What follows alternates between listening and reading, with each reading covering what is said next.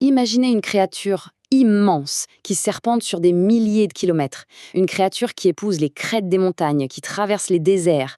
Non, ce n'est pas un mythe, c'est le dragon de pierre, la grande muraille de Chine. Et aujourd'hui, on va plonger dans l'histoire épique de ce fameux dragon de pierre. Alors, la question est simple. Comment un mur, aussi grand soit-il, a-t-il pu devenir une véritable légende? C'est ce qu'on va explorer. Comment une construction purement défensive, faite de terre et de pierre, a pu dépasser complètement son rôle initial pour devenir ce symbole incroyable de persévérance et d'ingéniosité connu dans le monde entier. Tout commence, comme souvent dans les grandes histoires, par le rêve d'un seul homme. Un rêve qui est né d'une nécessité absolue, un rêve de pierre, pour protéger un empire qui venait à peine de naître. On est au IIIe siècle avant notre ère. Le tout premier empereur, Shi Shi Huang, vient juste d'unifier la Chine.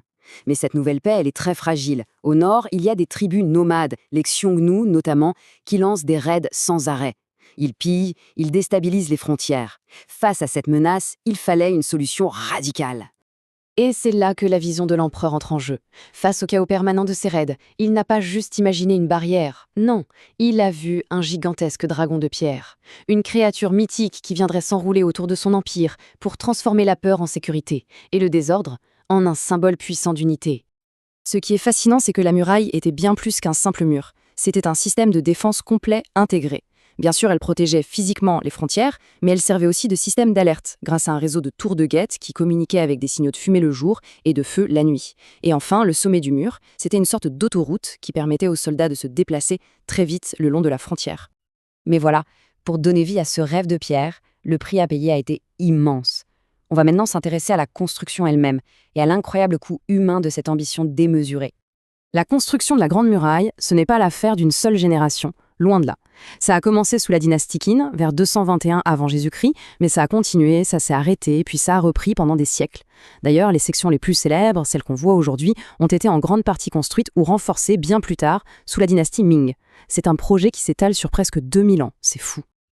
L'ingéniosité des bâtisseurs était juste remarquable. Dans les plaines, par exemple, ils utilisaient une technique qu'on appelle la terre damée. En gros, ils construisaient un grand cadre en bois, ils le remplissaient de couches successives de terre, de gravier, d'argile, et puis ils tassaient chaque couche le plus fort possible. Le résultat, un matériau aussi dur et durable que de la pierre, mais fabriqué uniquement avec ce qu'ils trouvaient sur place. Mais alors, qui a bâti tout ça?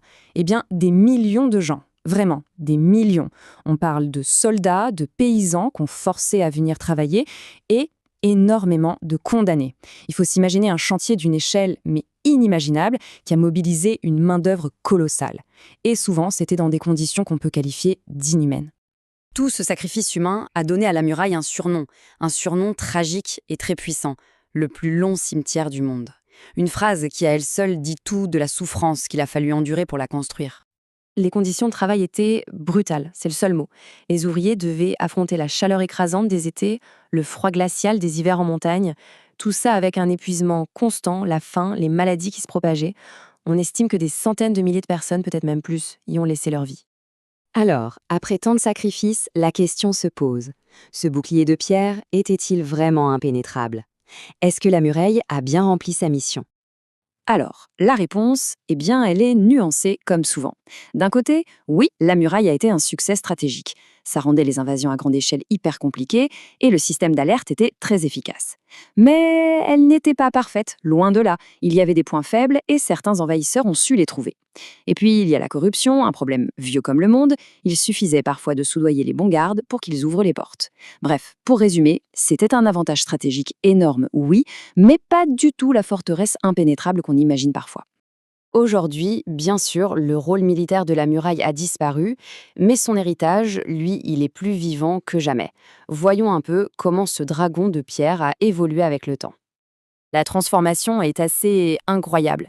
Ce qui était à l'origine une barrière pour séparer les peuples est devenu un symbole universel qui, au contraire, les rassemble.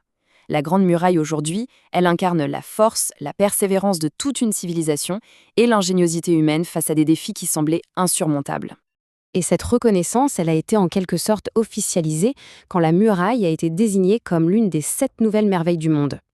Un titre qui vient confirmer son statut d'icône pas seulement pour la Chine, mais pour l'humanité tout entière. Alors pour finir, il reste une question en suspens.